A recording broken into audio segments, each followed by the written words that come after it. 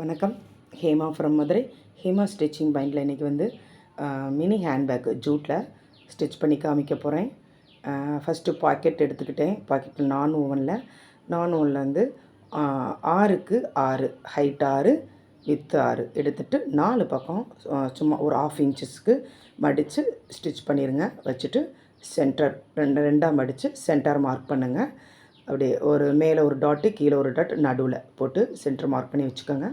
அதுக்கப்புறம் நான் ஓவனில் ஹைட் வந்து 22, அகலம் வந்து 11, அதையும் சென்டர் மார்க் பண்ணிவிட்டேன். இந்த ப்ளூ கலரில் மார்க் பண்ணியிருக்கேன் பாருங்கள். சென்டர் மார்க் பண்ணிவிட்டு ஏற்கனவே பாக்கெட்டை சென்டர் மார்க் பண்ணியிருக்கோம். இதையும் ஒன்றா வச்சு ஒரு 3 இன்ச்சஸ்க்கு ஹைட்டில் 3 இன்ச்சஸ்க்கு வச்சு ஸ்டிச் பண்ணி முடிச்சுருங்க.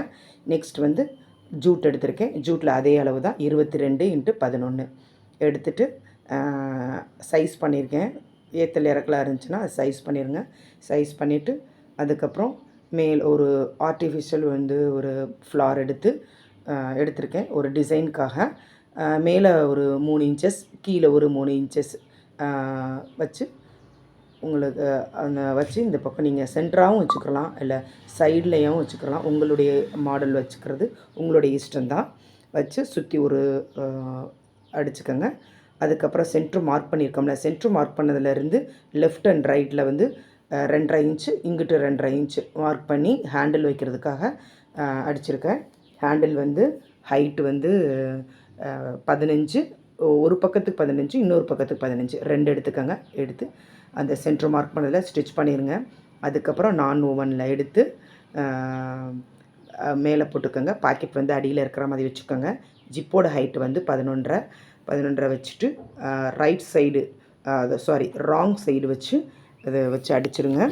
அடிச்சுட்டு அதுக்கப்புறம் அதுக்கு மேலே ஜிப்புக்கு மேலே இந்த நான் ஒன்று வச்சுருக்கோம்ல, பாக்கெட் வந்து அடியில் இருக்கணும். மேலே வந்து இந்த பீஸை ப்ளைனாக இருக்கணும். வச்சு அடிச்சுட்டு அடுத்த சைடு இதே மாதிரி ராங் சைடில் வச்சு அடுத்த சைடு அடிக்கணும்.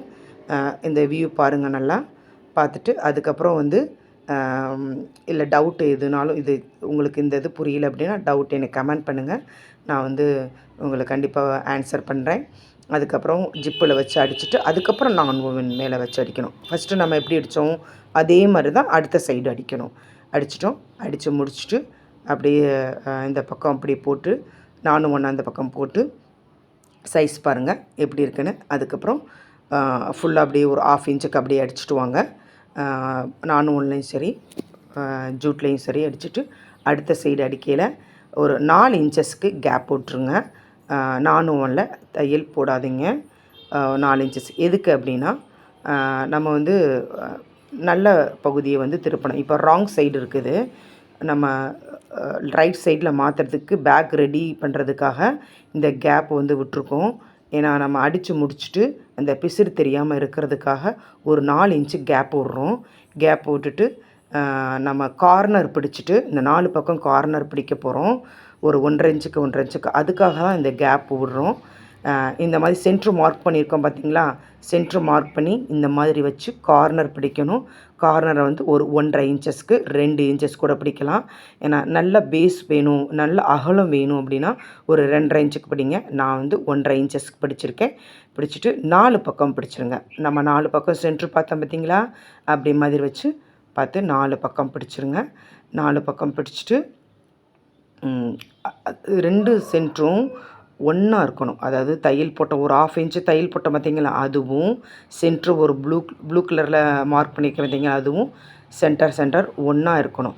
இல்லைன்னா கொஞ்சம் மாறுச்சு அப்படின்னா உங்களுக்கு பேக் வந்து நிற்காது, அந்த பேஸில் கீழே விழுந்துக்கிட்டே இருக்கும். அதனால் இந்த இடம் தான் ரொம்ப முக்கியம். பிடிச்சிருங்க. அதுக்கப்புறம் நான் ஒன்றில் பிடிக்கிறேன் ஒரு 1.5 இன்ச்சுக்கு பிடிச்சிட்டு அதுக்கப்புறம் அந்த கேப் விட்ருக்கேன் பார்த்தீங்களா ஒரு 4 இன்ச்சஸ்க்கு, அதை வந்து அப்படியே உள்கூடி இப்போ உள்கூடி இருக்குது, நம்ம வெளிப்பக்கமாக திருப்ப போகிறோம் பேக்கை. அதுக்கு தான் அந்த ஓப்பன் விட்டுருக்குறோம் ஒரு 4 இன்ச்சஸ்க்கு. இதை அப்படியே வந்து இது கூடிய கை விட்டு அப்படியே வந்து அந்த ஜூட் பகுதியில் ராங் சைடு வர மாதிரி நம்ம ரைட் சைடு வர மாதிரி நம்ம திருப்ப போகிறோம். இப்போ திருப்பிட்டுருக்கேன் நான். இந்த மாதிரி வச்சு தான் திருப்பணும். அந்த கேப் இருக்குது பார்த்திங்களா, அந்த கேப்பில் வச்சு இப்படி திருப்பணும். திருப்பிட்டா நல்ல பக்கம் வந்துடும். வந்தப்பட்டு அதுக்கப்புறம் தையல் போட்டுக்கோங்க. அந்த கேப் இருக்கிற பகுதியில் தையல் போட்டுட்டு அதுக்கப்புறம் நீங்கள் படிமான தையல் போட்டுடலாம். படிமான தையல் ஜிப்பு பகுதியில் போடணும். அந்த வியூ வரும், நீங்கள் பாருங்கள். அதில் போட்டுட்டு பேக் ரெடி ஆயிடுச்சு. இது வந்து நீங்கள் வந்து பேங்க்குக்கு எடுத்துகிட்டு போகலாம். இல்லை வந்து ஒரு ஸ்கூலில் எதுவும் மீட்டிங் இருக்குது, பேரண்ட்ஸ் மீட்டிங் இருக்குது, அப்போ நீங்கள் இதை எடுத்துகிட்டு போய்க்கிடலாம். அதுக்கப்புறம் சும்மா ஏதோ பார்க் போகிறோம் அப்படின்ற மாதிரிக்கு இந்த மாதிரி சிம்பிளாக எடுத்துகிட்டு போகிறோம் அப்படின்ற மாதிரி எடுத்துகிட்டு போய்க்கலாம். ரொம்ப நீட்டாக இருக்குதும். கலர்ஸ் அவைலபிளாக இருக்குது. இல்லை நீங்கள் ஆர்ட்ரு கொடுத்தாலும் ஓகே தான், பல்க் ஆர்ட்ரு கொடுத்தாலும் ஓகே தான். இல்லை இதை பார்த்து நீங்கள் பேக் வந்து ஸ்டிச் பண்ணாலும் ஓகே தான். ரெண்டுமே எனக்கு வந்து சந்தோஷம் கொடுக்கும்.